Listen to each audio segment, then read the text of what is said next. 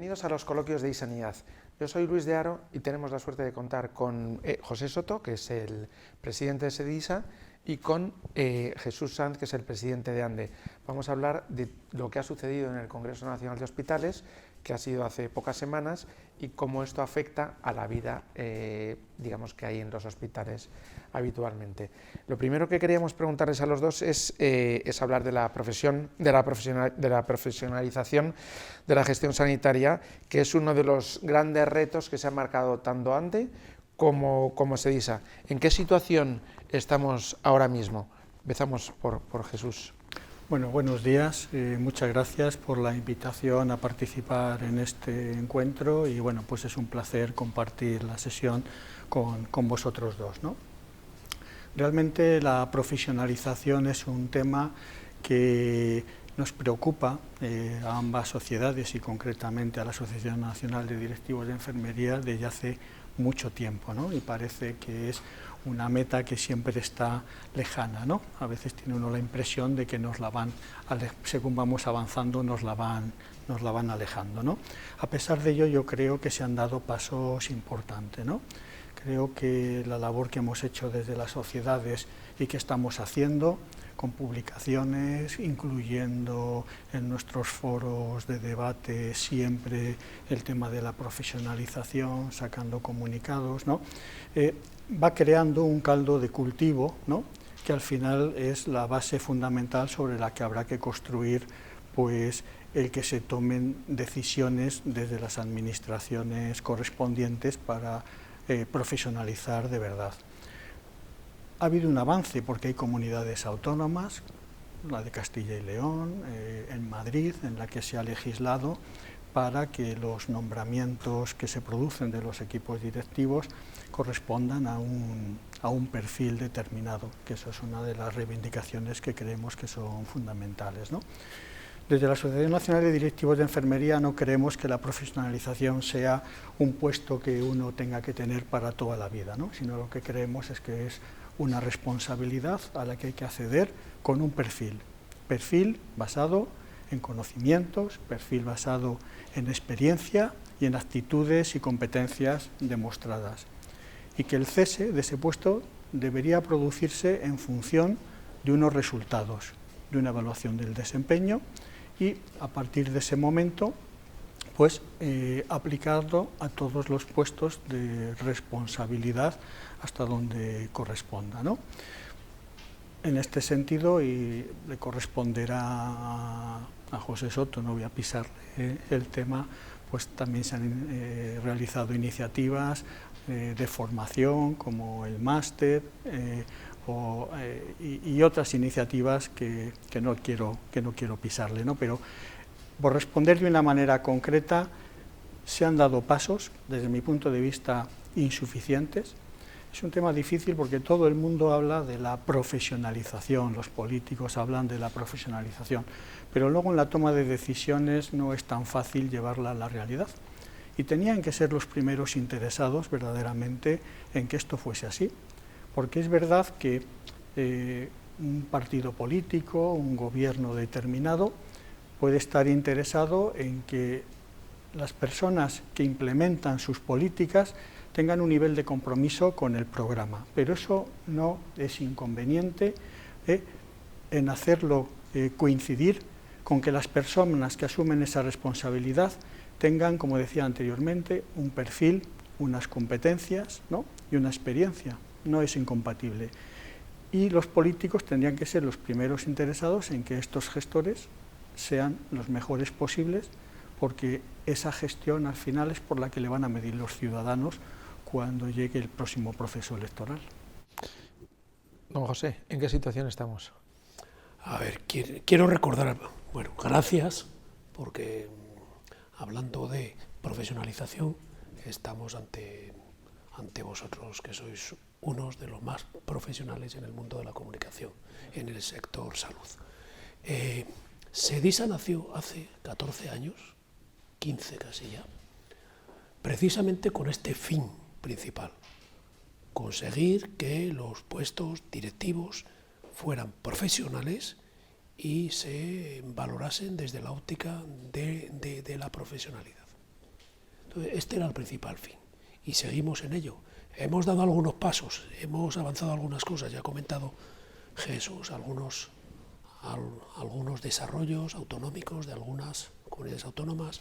Madrid, Andalucía, Castilla y León dio un paso importante al hacer que personas ajenas a su organización estuviesen en los tribunales o en las comisiones de selección de sus directivos para validar el método, y ahí estuvimos EDISA. ¿En qué situación estamos ahora?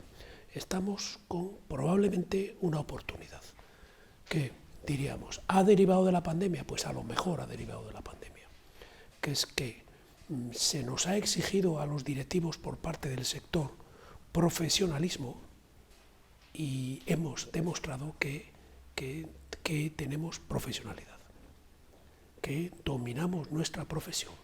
Hemos estado al frente de todos los desarrollos de combate contra el virus. Pero, puntos concretos. Estamos desarrollando un máster con la Universidad Europea de Madrid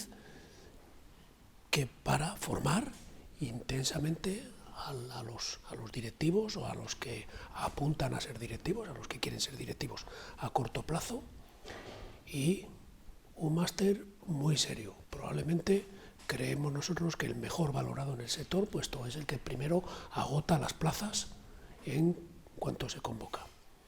Y agota las plazas que no es gratis, es decir, a la gente le cuesta dinero y sin embargo acceden ahí a formación.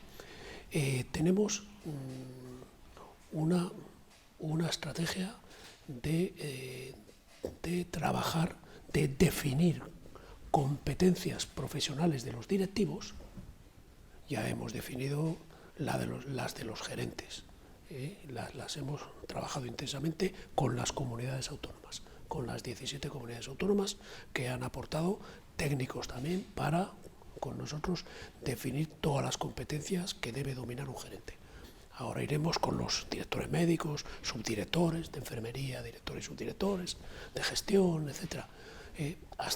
Hasta los directores de las unidades de gestión clínicas, de los institutos o áreas clínicas también.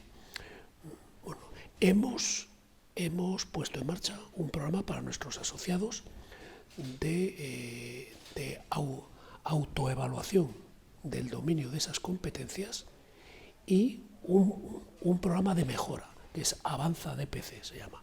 Avanza diagnóstico profesional de las competencias. Estamos en el Ministerio, en un comité técnico con la Dirección General de Ordenación Profesional, aportando trabajo, aportando saber en un objetivo que nos ha planteado el Ministerio, que es certificar esas competencias. Es decir, el Ministerio llegará a un punto con nuestro asesoramiento y con alguno más, llegará en un momento que va a ser a cortísimo plazo, que el Ministerio dirá qué competencias va a certificar en los directivos y en los programas de formación, y va de esta manera a dar un aval a este esquema. Y lo más novedoso, que fue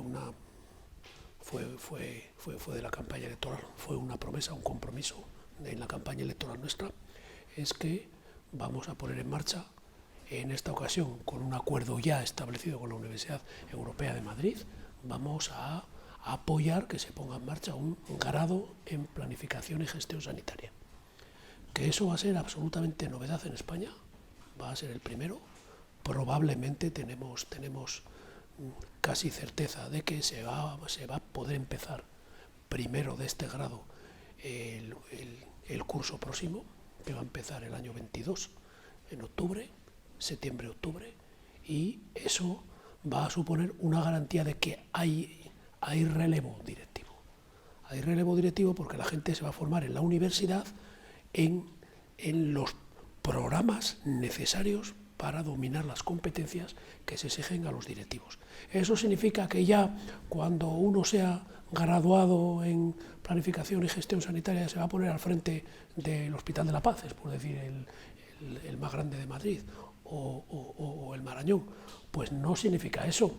Cada uno tendrá que competir, como decía Jesús, en una lid pública en la consecución de esos puestos. En una lid transparente y pública tendrá que competir, pero habrán muchos graduados que ya conocerán el intríngulis de los servicios de salud, conocerán el funcionamiento, la organización, el tipo de objetivos que lo impulsan, su relación con otros sectores, educación, medio ambiente, etcétera, etcétera, etcétera. Interpretamos que es un paso muy importante, yo me atrevo a decir histórico. Por lo que estáis diciendo los dos, lo que sucede es que sí existen herramientas para evaluar el trabajo del gestor sanitario. Entiendo eso, ¿no? Por un lado. Y luego, por otro lado, además, coincide en lo que estáis diciendo, hay una verdadera voluntad política de evaluar la profesionalización del gestor sanitario.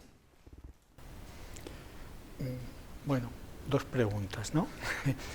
Yo, de manera generalizada, no diría que hay una verdadera voluntad política de evaluar al gestor sanitario en el concepto que desde las sociedades científicas podemos tener, ¿no? Puesto que nosotros, cuando hablamos de evaluación, vamos más allá de lo que puede ser un cumplimiento de un presupuesto, ¿no? Vamos más allá de lo que puede ser, pues, que no haya un conflicto en un centro, ¿no?, que diriges, ¿no? Nosotros queremos que la evaluación del desempeño de los directivos y de cualquier profesional está inventado hace muchas décadas en cualquier sector, también en el sector sanitario. Y esas son fuentes de las que se pueden beber y trasladar, ¿no?, al ámbito sanitario y al ámbito de las administraciones públicas, porque yo doy por hecho que en el ámbito de la sanidad privada esto sí que sucede más frecuentemente, el que pueda haber una evaluación en base a unos resultados, ¿no? Yo creo que los indicadores habrá que definirles y perfilarlos, ¿no? Nosotros en este momento como sociedades estamos trabajando más en el tema de entrada, las competencias, el perfil, que se tenga una formación, que se tenga una experiencia. Como resultados, desde luego, mi planteamiento, no solamente hay que ceñirse al cumplimiento del presupuesto, creo que hay unos objetivos de calidad, creo que hay unos objetivos de participación profesional, creo que hay unos objetivos que van vinculados también a el desarrollo de las estructuras, ¿no?, en las que uno trabaja, que hay unos objetivos vinculados a la participación de la sociedad, ¿no?, en lo que es la implicación del centro. Y de todo ese abanico, 5, 6, 7 objetivos por los que pueda ser evaluado un gerente o un equipo directivo salen suficientemente.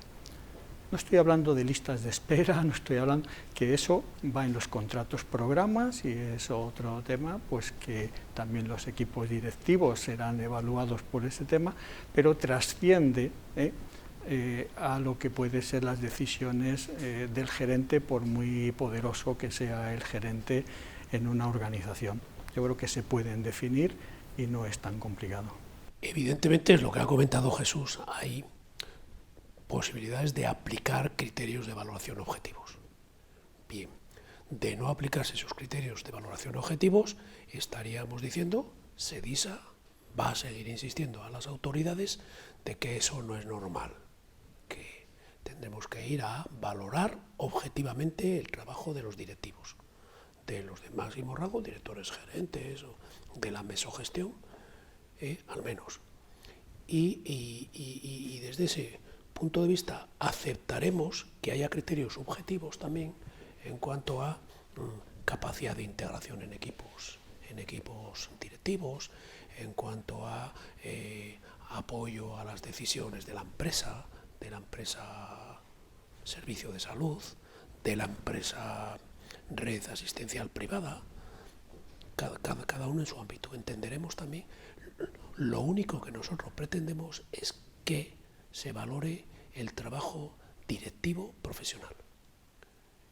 Y si eso resulta bien valorado, entonces interpretemos que esa parte objetiva por lo menos se ha superado. Y lo otro, que se cuente, que se le explique al directivo, que no se encuentre con una llamada que diga mañana deja tu puesto de trabajo. ¿Por qué? Que dejes el puesto de trabajo, que a veces ha ocurrido. Y yo no digo masivamente, yo no digo casi siempre, sino a veces. Pero eso, por ejemplo, ese tipo de evaluaciones, que yo no dudo de que eso venga como conclusión de una evaluación, probablemente de estos aspectos de estilo, de integración, de cultura, que puede ser muy difícil valorar objetivamente. Y yo no digo que esto pase a menudo, pero que con una vez que pase estaremos rompiendo un principio básico, que es el principio de la confianza y de la transparencia. Yo no digo que se vaya a la prensa a decir, oiga, hemos cesado a este gerente porque no se integra con nosotros, porque no participa, no. Pero a él sí contárselo, para que sepa también oportunidades de mejora que su comportamiento tiene. ¿Y hay voluntad política de evaluar y profesionalizar la gestión? Y yo creo que sí, hay más voces cada vez que están poniendo el dedo en esta llaga. Cada vez hay más, ¿eh? Se ha comentado antes que ya hay desarrollo legislativo incluso. Y lo que sí que ocurre es que cada vez que hemos tenido conversaciones públicas, debates públicos con los representantes de la sociedad, representantes políticos, representantes de las redes hospitalarias o de las redes representantes de los profesionales, representantes de los pacientes, de los ciudadanos, cada vez que hemos tenido algún debate de esto, pues siempre hay afirmaciones, compromisos públicos de que esto es un reto y que se va a trabajar en ese orden. Y yo me lo creo, seguro. Y quiero pasar a otro tema, ¿no? Es decir, parece que estamos saliendo de la pandemia, o por lo menos estamos en un momento valle que esperemos que sea muy largo, este momento valle, ¿no? ¿Qué hemos aprendido? ¿Cómo ha cambiado la gestión, la pandemia, cómo ha cambiado la gestión sanitaria? Bueno, en primer lugar, creo que hablando de este tema es necesario poner en valor el tremendo trabajo, compromiso y esfuerzo que han hecho durante la pandemia todos los profesionales sanitarios y también los equipos directivos. Sin este compromiso, sin este sacrificio, pues estos aspectos que ahora mencionaré de cómo ha cambiado, pues creo que no se hubiesen producido. Y es necesario ponerlo en valor y es necesario reconocerlo también en estos momentos en los que parece que estamos saliendo. Los aplausos en su momento estuvieron muy bien, pero el reconocimiento tiene que mantenerse en el tiempo. ¿Qué cosas han cambiado? Yo creo que la pandemia, dentro de la desgracia que ha supuesto, ¿no?, para todos los ciudadanos que han enfermado, que han perdido la vida, los familiares, ¿no?, pues ha permitido, ¿no?, que en las organizaciones se desarrollasen de una manera mucho más rápida algunos aspectos pues, que todos desde el ámbito de la gestión hemos planteado. Han demostrado una capacidad de flexibilizar la organización tremenda. Han permitido que se tomasen medidas y decisiones organizativas que en otros entornos es prácticamente imposible que se hayan tomado. Ha permitido un trabajo interdisciplinar y multidisciplinar colaborativo entre todos los profesionales. Ha permitido en muchos sitios, porque no en todos los sitios ha sido así, una mayor coordinación entre primaria, especializada y sociosanitaria. Y esto hay que ponerlo en valor, ¿no? Nos ha permitido darnos cuenta de cómo el sistema sanitario que tenemos ha sabido dar respuesta. Es verdad que en los primeros momentos hubo dificultades de EPIs, pero hemos sabido dar respuesta. La campaña de vacunación que se ha hecho en este país, ¿no?, y por lo tanto con implicación de todas las comunidades autónomas y especialmente de las enfermeras, tengo que decirlo, pero no exclusivamente, ha sido modélica, ¿no? Entonces, eso nos ha permitido tener unas enseñanzas, tener un aprendizaje que debe servirnos para las tomas de decisiones posteriores. Nos ha permitido darnos cuenta que la salud pública es importantísima y en algunas comunidades o incluso a nivel global, pues parecía que había perdido la importancia que tiene que tener. Nos ha permitido saber que en el ámbito sociosanitario va a haber que legislar, va a haber que introducir elementos reguladores que hagan que la atención sociosanitaria dé un paso adelante, porque pues, nuestros mayores están viviendo en unos centros que es lógico exigir unas mayores garantías de calidad en la atención, ¿no? O sea que yo creo que tenemos que aprovechar este aprendizaje. Además de lo que ha comentado Jesús, a mí me parece que hemos aprendido a trabajar los directivos en primera línea. Hemos aprendido a estar con los profesionales y a aportar también nuestra especialización en lo que fuere para en situaciones de emergencia o en situaciones de alarma, pues estar ahí también.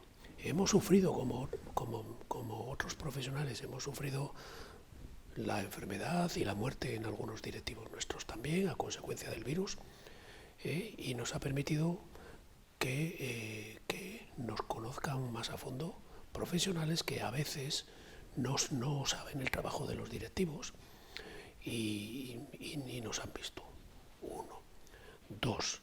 Hemos aprendido con la experiencia que el trabajo pluridisciplinar y el trabajo multiprofesional juntos consiguen resultados buenos.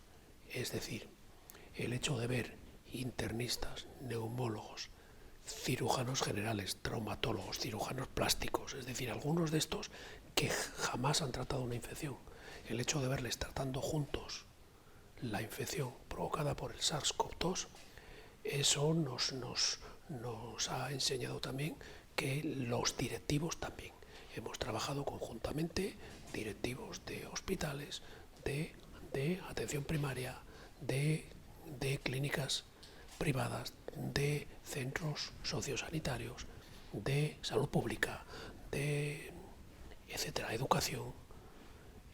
Eso ha sido importante también.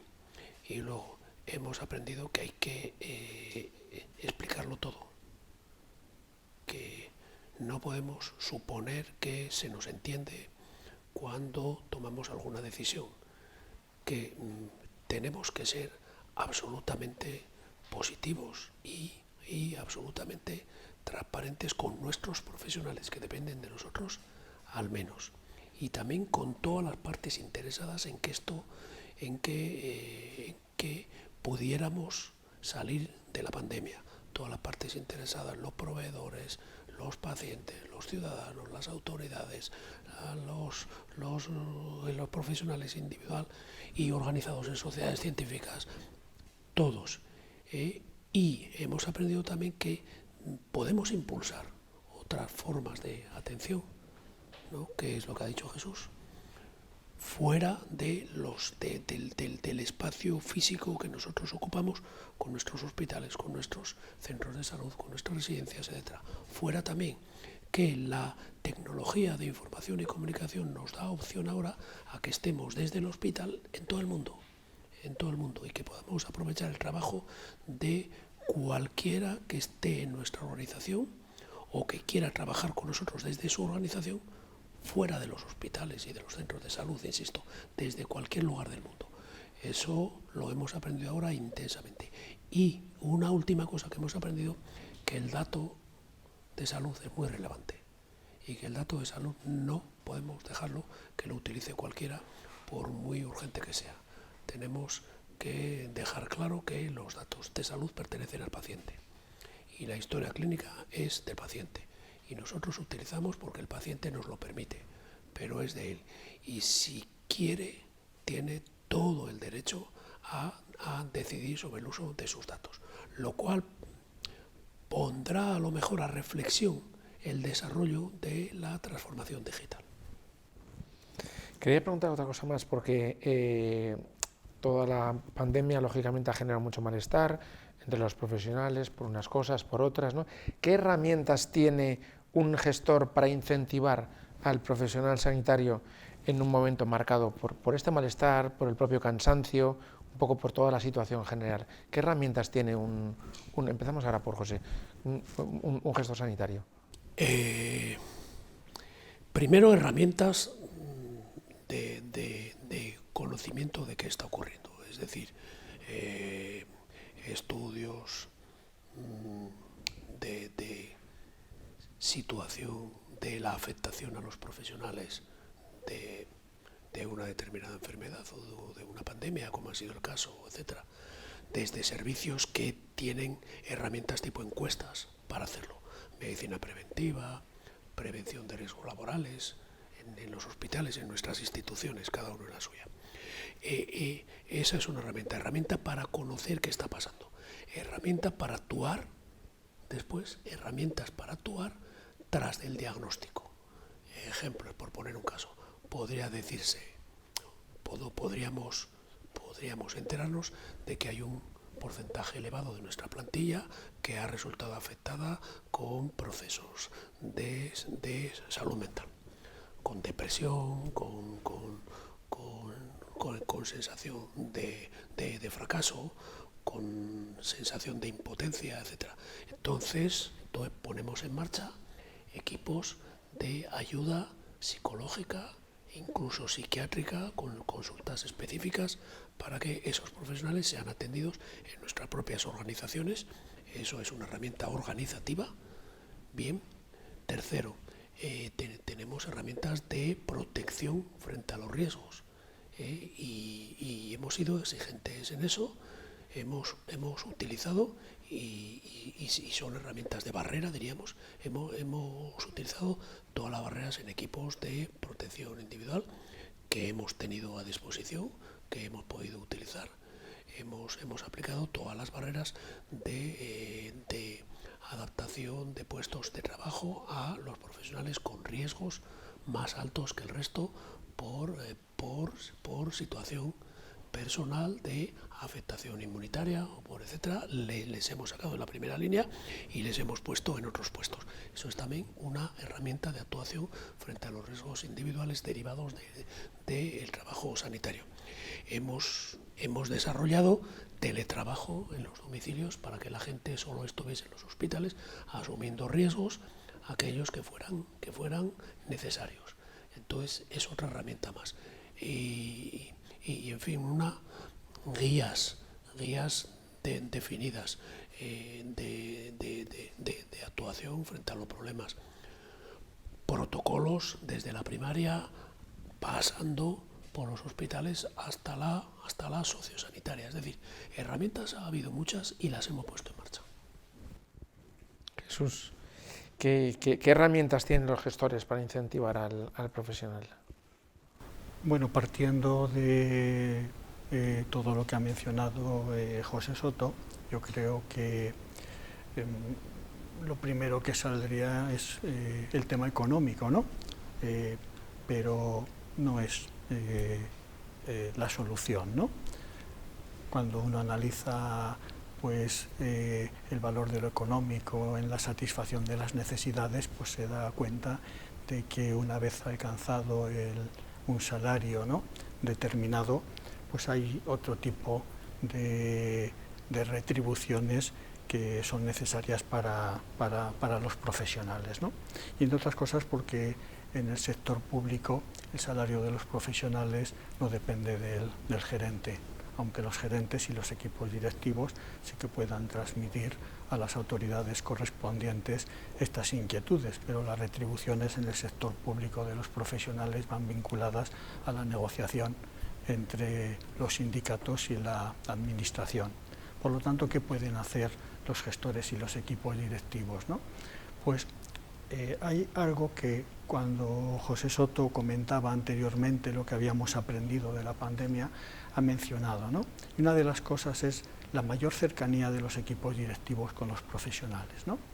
Está muy bien que eso se haya producido y eso tiene que ser una constante que no tiene que desaparecer, ¿no? Los profesionales tienen que sentirse partícipes de la gestión de la institución y muchos se sienten así, pero como equipos directivos verdaderamente tenemos que trasladar esta manera de trabajar. Un gerente o un equipo directivo no conseguirá ningún objetivo en la institución si no cuenta con el trabajo colaborativo, con el trabajo integrado y con la implicación de jefes de servicio, jefes de sección, supervisores, ¿no? Y los profesionales que hacen la microgestión en cualquiera de los ámbitos, ¿no? Participación, ¿no? Que se sientan partícipes en este sentido, cercanía, y después estar muy atento a las necesidades de formación, y hay un aspecto fundamental, ¿no? Y es crear entornos de trabajo saludables, ¿no?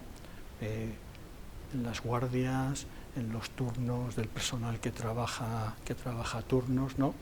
En los espacios de trabajo donde se desarrolla la actividad. Hay muchos hospitales, hay muchos centros de salud, ¿no? Que tienen unos años y tienen la estructura que tienen, ¿no? Pero también los esfuerzos de remodelación, de hacer hospitales nuevos, o sea, prácticamente casi no se conocen hospitales en los que no estén inmersos en un momento determinado en un proceso de ampliación, de modificar. Ahí creo que los directivos tenemos que tener una sensibilidad para que estos espacios de trabajo den respuesta precisamente a que se desarrolle una actividad en las mejores condiciones posibles. ¿Qué podemos hacer? Pues sabemos que hay problemas en algunos casos y a lo mejor más en la primaria que en la especializada, pues de seguridad por parte de los profesionales, tomar medidas, ¿no? Que hagan que el desarrollo de esta actividad se realice desde la tranquilidad de que no te va a pasar nada, ¿no? Entonces hay todo este tipo de decisiones, ¿no?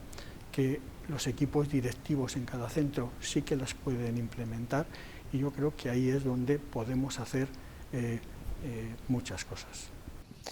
Por último, quería hablar un poquito del tema de la digitalización, porque quería preguntar qué retos plantea la digitalización del sistema sanitario y cuál es el papel del gestor para acelerar este proceso de digitalización.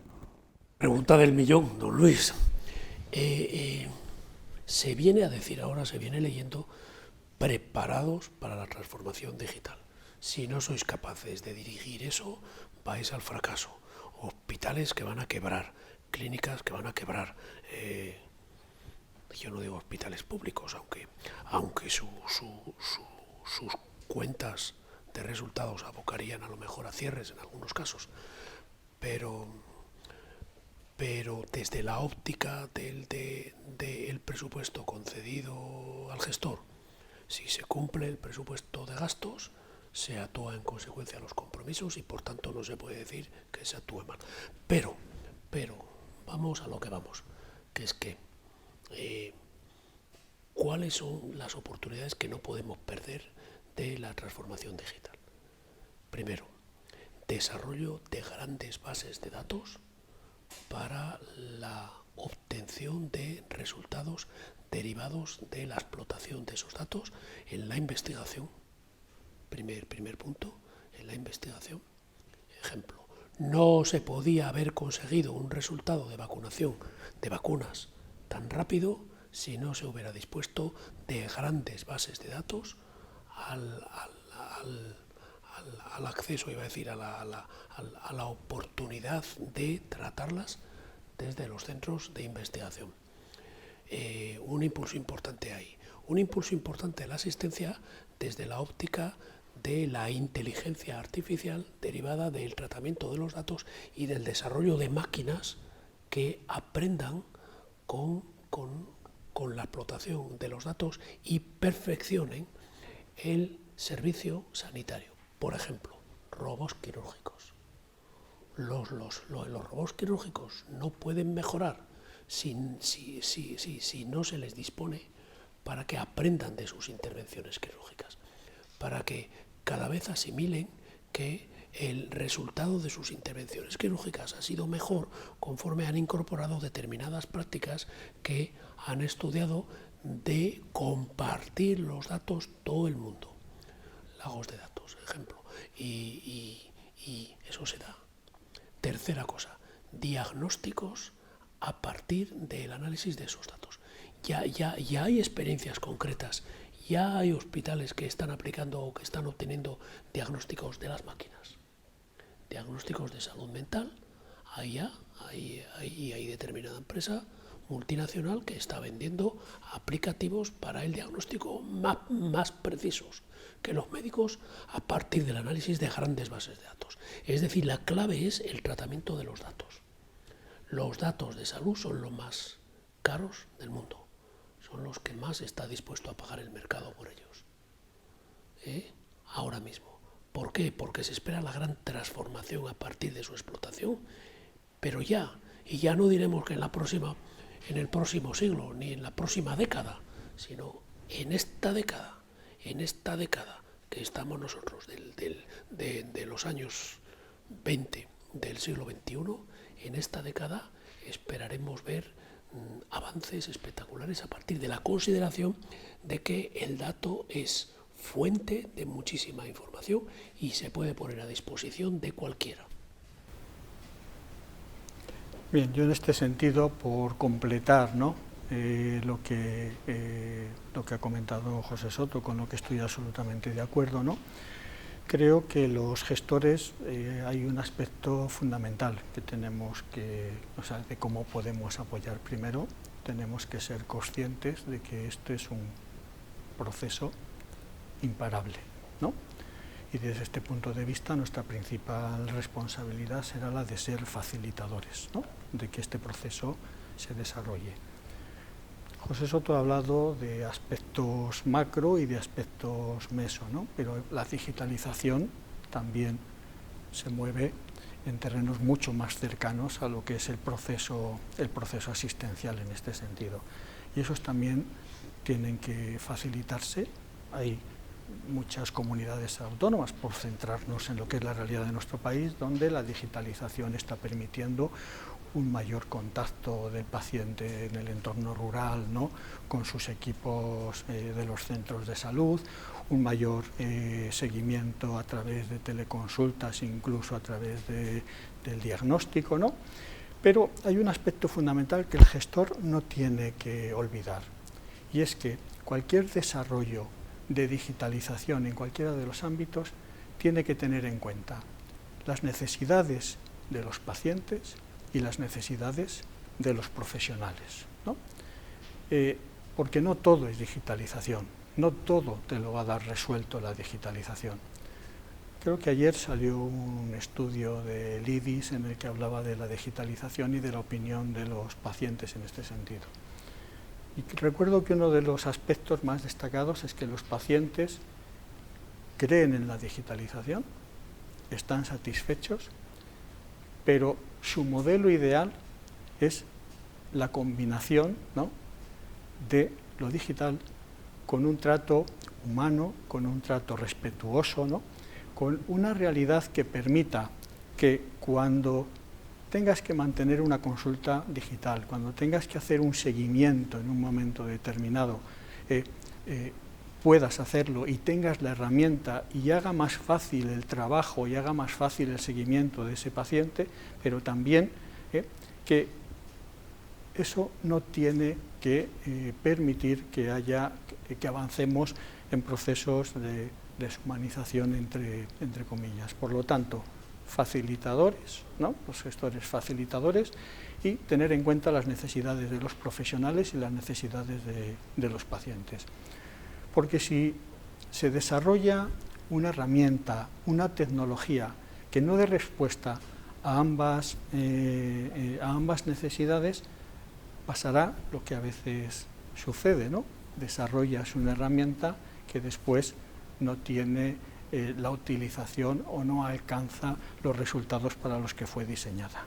Muy bien, hemos hablado de profesionalización, hemos hablado de la gestión de lo que hemos aprendido de la pandemia, que tiene el profesional para el gestor sanitario para incentivar al profesional, y luego también hemos hablado de la digitalización, ¿no? Son los temas que habíamos previsto.